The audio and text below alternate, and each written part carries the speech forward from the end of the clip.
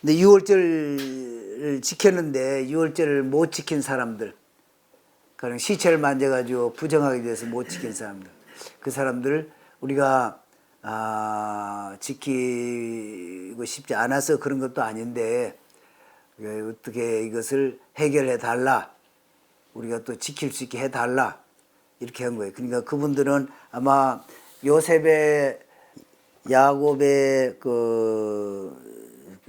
아니죠, 야곱이 아니고 요셉의 시체를 메고 온 그런 사람들이었거나, 또는 할 수 없이 어느 좀 시체를 만져야만 되는 그런 상황이 그때 일어나서, 이 절기라는 것은 예정한 때, 지정한 때, designated time, 모헤드라고 그러죠.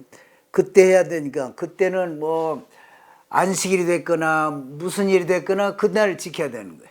근데 그때 좀 할 수 없이 그런 일을 당해서 참석을 못했지만은, 우리도 그 영적인 체험에 참여하고 싶다, 이런 의미로 모세에게 와서 얘기를 하는 거예요. 그러니까 모세가 그러면 내가 하나님께 여쭤보겠다. 그럴 때 하나님께서 한 달 후에, 딱 한 달 후에 그렇게 지켜라. 이제 그렇게 해서 그런 그 두 번째 6월절이 1년에 있는 거예요. 토라 포션으로는 36번째 베하알롯카, 민수기 8장부터 12장까지인데, 처음에 나오는 것이 등불이 나오지요. 등불. 아론에게 말하 이르라, 8장 2절에 여기서 강조하고 있는 것은 금 한 덩어리를 가지고 계속 쳐가지고 만든 거예요. 이렇게 각 부분을 만들어 가지고 갖다가 조각처럼 연결시켜서 이렇게 만든 것이 아니고, 하나를 쳐가지고 이렇게 만들었다. 이 등이 지금 불을 붙이는 이 등 접시가 다 다른 거예요. 쳐서 만들었으니까 다 다르고, 여기 올라가는 데도 다 다르고, 그렇지만은 하나로 딱 연결이 돼서 아주 유니티, 그리고 하나, 이것을 강조한 것이다. 그래서 만들 때는 항상 이게 한 금으로 이렇게 쳐서, 그걸 어떻게 이렇게 쳐서 만드냐, 그때 기적이 일어났다, 전에도 말씀드렸죠. 그래서 불에다 넣고 이렇게 계속 또 달구고 치고 할 때 하나님께서 기적적으로 이렇게 만들어 주신 것이다. 왜 갑자기 전에 이거 만든 거 다 얘기를 하고 그러는데 이 등잔 때 얘기가 이렇게 갑자기 나오나, 우리도 생각하면 좀 궁금하지요? 그래서 이제 랍비들 생각에는 이제 아론이 생각할 때 12지파가 지금 나와서 성막 봉헌을 하는데, 레위 자손만 쏙 빼놓은 거야. 아무것도 없는 거라. 그러니까 아론이 기분이 아주 저조했다. 왜 우리만 그렇게 싹 빼놨나. 그래서 하나님이 여기서 보여주시려고 하는 것은, 그 12지파가 와서 하는 거 다 좋다. 그러나 이 등잔대를 지키고 켜고 불을 비치게 하나님 앞에서는 매일 이것을 해야 되는데, 이것은 그것보다 더 중요하다, 더 귀한 일이다, 이걸 가르치는 거라는 겁니다. 그래서 아주 등잔은 하루 이틀만 켜는 게 아니잖아요. 계속 그 불은 아주 꺼지질 않고, 나중에 성전이 예루살렘에 세워졌을 때 그 성전으로 또 옮겨지고 하면서 계속 켰었다는 것을 말씀드렸습니다. 이 불은 그 12지파 지휘관들이 나와서 그렇게 예물을 드린 것은 한 번 드리는 거지만은, 촛불은 하나님 앞에서 그 불을 밝히고 그래서 매일 드리는 것이다. 그리고 또 한우카 축제 때도, 물론 이때는 한우카 축제를 얘기는 안 하셨지만은 역사적으로 진행된 것을 보니까, 한우카 축제 때 불을 켜는 것을 보면은 그 레위 자손, 그러니까 아론의 후손 중에 하스몬이 일어나 가지고 성전이 더럽혀졌을 때 들고 일어나 가지고 그 사람들을 물리치고 성전을 다시 정결하게 하고 그 다음에 가서 불을 맨 처음에 불을 켜는 그 일을, 물론 그때도 봉헌 제사를 드렸다. 그러나 불 켜는 것이 그때 있었고, 그래서 한우카 절기는 불 축제, 불꽃 축제 그런 이름으로, 왜냐하면 그때 기적이 일어났기 때문에 이렇게 했다는 것이고, 실질적인 어떤 형상 이런 것을 볼 때는 물론 이스라엘이 지키는 그런 것으로는 할례, 그리고 토요일 안식일 지키는 것, 이것이 이스라엘의 정체성을 대표하는 거죠. 그래서 실제로 이스라엘 그러면은 탁 들고 나오는 것이 이 메노라라는 것이죠, 오늘날에. 그래서 메노라가 이 불등잔, 이것이 그렇게 이스라엘을 상징할 정도로 중요한 것이다. 그러니까 아론에게 하나님께서 미리 얘기를 하시는, 이게 중요한 거다. 그리고 AD 70년에 이스라엘이 로마에 망했잖아요. 그래서 다 흩어져 가지고 그때 로마의 장군 디도 장군이 8만 명 군대를 이끌고 와서 그리고 가져간 것이 이 메노라를 가져간 거예요. 물론 성전 기물을 다 많이 가져갔겠죠. 가져가서 거기에 로마에 그때 예루살렘의 멸망을 기념하기 위해서 장군이 가지고 와서 세운 그런 거 아치가 있는데, 거기에 메노라 그 조각이 거기에 크게 있는 거예요, 지금도. 그래서 로마에 가면은 그것을 사람들이 보고 그렇게 합니다. 3,500년이 흐른 지금 우리의 입장에서 보면은 메노라는 어떤 의미가 있을까? 어떤 의미가 있죠? 교회. 그렇죠. 계시록에, 성경 마지막 계시록에 보면은 예수님이 친히 말씀하세요. 7 촛대는 뭐라고요? 7 교회니라. 예수님이 오시고 반석 위에 세우신 교회가 7 촛대로 표현되는 그 교회다. 다시 말해서 오늘 교회는 주님께서도 친히 말씀하시면 너희는 빛이다. 세상을 비치라. 촛대다. 그럼 왜 7개냐? 7 촛대냐? 그러니까 한 덩어리지만은 7은 온전한 숫자잖아요. 그래서 하나님의 교회, 온 교회를 다 말하는 것이고, 또 교회마다 다 다르다. 라오디게아 교회, 아주 그냥 주님이 입에서 그냥 토해낼 정도다. 그래도 하나님이 회개하기를 기다리고 계신 교회다. 그러나 전부가 다 예수님께로 연결이 되어 있고 그래서 하나다. 그래서 서로 다른 것을 인정도 해주고, 그러나 연합이 되고 항상 유니티를 이루도록 해라. 거기에서 적을 이기는 힘이 나온다. 이것을 슐람도 많이 강조를 하고 있는데, 그래서 하나님이 아론을 보여주시면서 아론, 너는 이 등잔 이거 잘 지켜라. 이거 정말 중요한 거다. 그러니까 예수님이 오셔서 결국 그 등을 실현시키는, 그 이스라엘이 나중에는 온 교회로 발전되는, 그래서 오늘날도 예수님이 이 등잔 7 등될 촛불을 가지고 계시고 그것이 우리 교회다. 교회를 붙들고 계신다 하는 내용입니다. 이거 레위인을 그 다음에 요제로 여호와께 드립니다. 레위는 본래 하나님 앞에서 제사 드리고 하는 모든 그 임무를 첫 아들이 하고 있었는데, 황금 송아지 그 사건 때문에 그 지위를 잃고, 그래서 레위인이 대신 그 자리를 차지하게 됐다 하는 얘기를 전에 했었죠. 그러니까 레위인들은 아주 애굽에서도 상당히 우대를 받은 그러한 족속인데, 그 12지파 중에서도 이 레위인의 성품이 뭐 한 사람으로 다 표현될 것은 없지만 굉장히 용기가 있고 용맹이 있다고 할까, 의를 지킨다고 할까, 그런 충성심이나 믿음이 있는 집안이라고.